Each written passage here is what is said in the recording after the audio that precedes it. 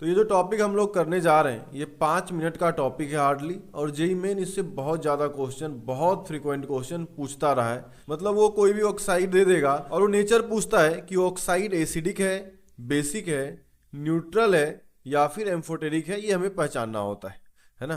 तो इसी का हम लोग स्टार्ट करेंगे। ये 4 तरह के ऑक्साइड्स हो सकते हैं। तो एसिडिक ऑक्साइड के बारे में सबसे पहले बात करते हैं। तो जो नॉन मेटलिक ऑक्साइड है, मेटल नॉन मेटल तो आप लोग पहचान ही लेते हैं, क्लास 7-8 से ही हम लोग पढ़ने लगते हैं मेटल्स एंड नॉन मेटल्स।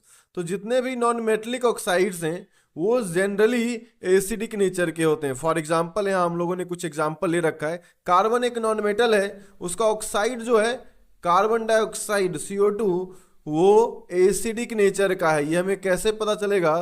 तो CO2 का जो एक्वस सॉल्यूशन लेते हैं वही हमारा कार्बोनिक एसिड होता है।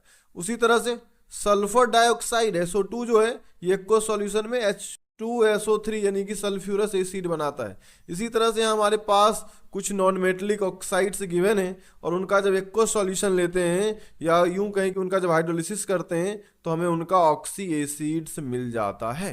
तो इस तरह से हम लोग कह सकते हैं कि जो नॉन मेटलिक ऑक्साइड हैं वो जनरली एसिडिक नेचर के हैं। फॉर एग्जांपल नाइट्रोजन के ऑक्साइड, फास्फोरस, क्लोरीन, ये सारे किस तरह के हैं?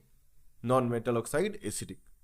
लेकिन यहाँ पर देखें जनरली लिखा हुआ है, इसका मतलब कुछ एक्सेप्शंस भी हो सकते हैं। जी हाँ, तो हमारे जो नॉन मेटल के ऑक्साइड्स हैं वो या तो एसिडिक होंगे या फिर न्यूट्रल भी हो सकते हैं, है ना। तो यहाँ पर देखें कुछ ऑक्साइड हैं जो नॉन मेटल के ऑक्साइड होने के बावजूद very few non metal oxides are neutral oxides.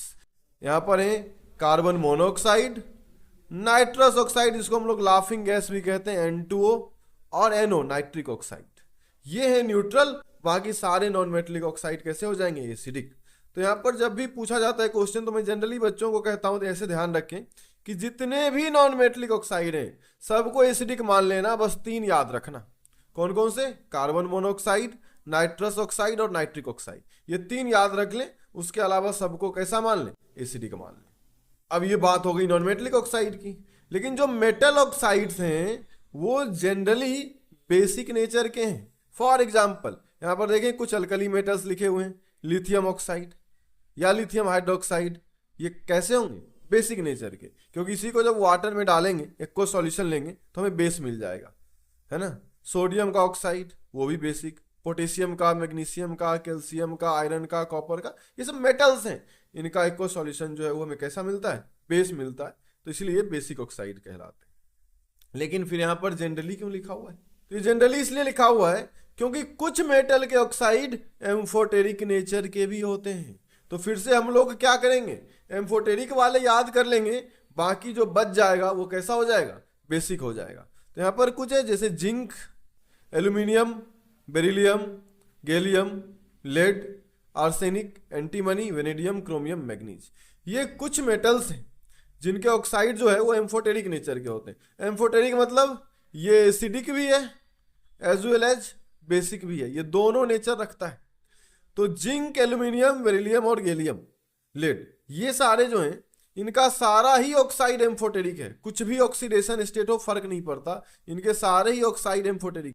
लेकिन इस साइड जो लिखा हुआ है arsenic, antimony, vanadium, chromium, manganese, इसमें कुछ स्पेसिफाइड ऑक्सीडेशन स्टेट है। जैसे आर्सेनिक का 3+ ही एम्फोटेरिक होगा, एंटीमनी का 3+ ही एम्फोटेरिक होगा, वेनेडियम का 5+ ही एम्फोटेरिक होगा, क्रोमियम का 3+ ही एम्फोटेरिक होगा, Mn का 4+ ही एम्फोटेरिक होगा। ये ऑक्सीडेशन स्टेट आपको याद रखना पड़ेगा।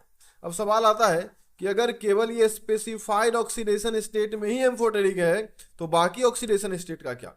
तो बाकी ऑक्सीडेशन स्टेट अगर इससे ज्यादा है, ऑक्सीडेशन स्टेट अगर आपने बढ़ा दिया तो एसिडिक हो जाएगा, और अगर ऑक्सीडेशन स्टेट आपने इससे कम कर दिया तो बेसिक हो जाएगा। इस पर हम लोग एक सवाल भी करेंगे। फिलहाल एक निमोनिक्स है जिससे आप इसे याद रख सकते हैं। निमोनिक्स है, जनाबे आली ने बेकार गाया पंजाबी सॉन्ग, यहाँ पर SN मिसिंग है ना, पंजाबी सॉन्ग, है ना। तो जनाबे आली ने बेकार गाया पंजाबी सॉन्ग, इसके सारे ऑक्सीडेशन स्टेट में एम्फोटेरिक, और आज सब वहां करे मना, इनके कुछ स्पेसिफाइड ऑक्सीडेशन स्टेट है उसी में एम्फोटेरिक होता है। तो मेरे ख्याल से आपको सब कुछ समझ में आ गया, पूरा थ्योरी समझ में आ गया कि जितने मेटलिक ऑक्साइड हैं सारे बेसिक, कुछ एम्फोटेरिक।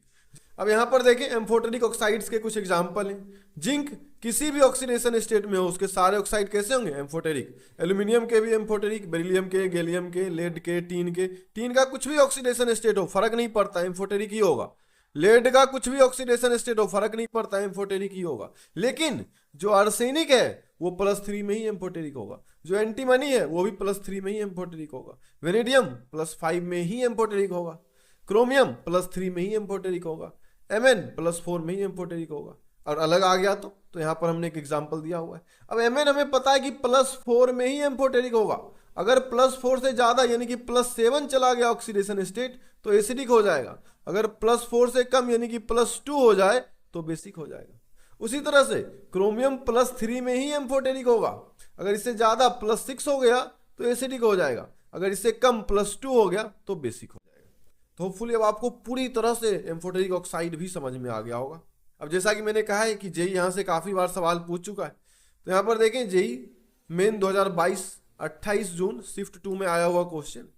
यहाँ पर देखिए हमारा पहला जो ऑप्शन है ये क्लोरीन का ऑक्साइड है, तो या तो एसिडिक होगा या न्यूट्रल। न्यूट्रल में 3 ही होते हैं, N2O, NO और CO। क्या N2O आपको दिख गया, तो ये न्यूट्रल हो जाएगा। और क्लोरीन का ऑक्साइड बाकी सारे नॉन मेटल ऑक्साइड क्या हो जाएंगे, एसिडिक। अब देखें 2 ऑप्शन बचा है, दोनों ही मेटल हैं, तो मेटल या तो बेसिक होगा या एम्फोटेरिक। तो जनाबे आली ने बेकार गाया पंजाबी सॉन्ग, जनाबे आली में एल्यूमिनियम आ गया तो एल्यूमिनियम वाला एम्फोटेरिक हो जाएगा, जो बच गया वो बेसिक। तो आपने इजीली मैच कर लिया कि नहीं कर लिया। तो आपको बस 2 लिस्ट याद रखनी है, न्यूट्रल की लिस्ट, उसमें तो 3 ही एलिमेंट हैं, तो आपको बेसिकली एक ही लिस्ट याद रखनी है एम्फोटेरिक वाली, बाद बाकी आपका सारा नेचर ऑफ ऑक्साइड का प्रॉब्लम सॉल्व हो जाएगा। ऐसे खूब क्वेश्चंस आए, बहुत बार ऐसे भी क्वेश्चंस आए इंटीजर टाइप में कि कुछ कंपाउंड्स दे दिए यानी कि ऑक्साइड्स दे दिए और पूछा कि how many of the following oxides are acidic in nature या एम्फोटेरिक इन नेचर। तो आपको अगर एम्फोटेरिक वाली लिस्ट याद है तो आप पूरा आंसर निकाल सकते हैं। तो मेरे ख्याल से आपको ये सारी चीजें समझ में आ गई हो। तो आज के लिए इतना ही रखते हैं, अगले वीडियो में मिलेंगे कुछ और अच्छे टॉपिक्स के साथ जो जेईई मेन के लिए काफी इंपॉर्टेंट है।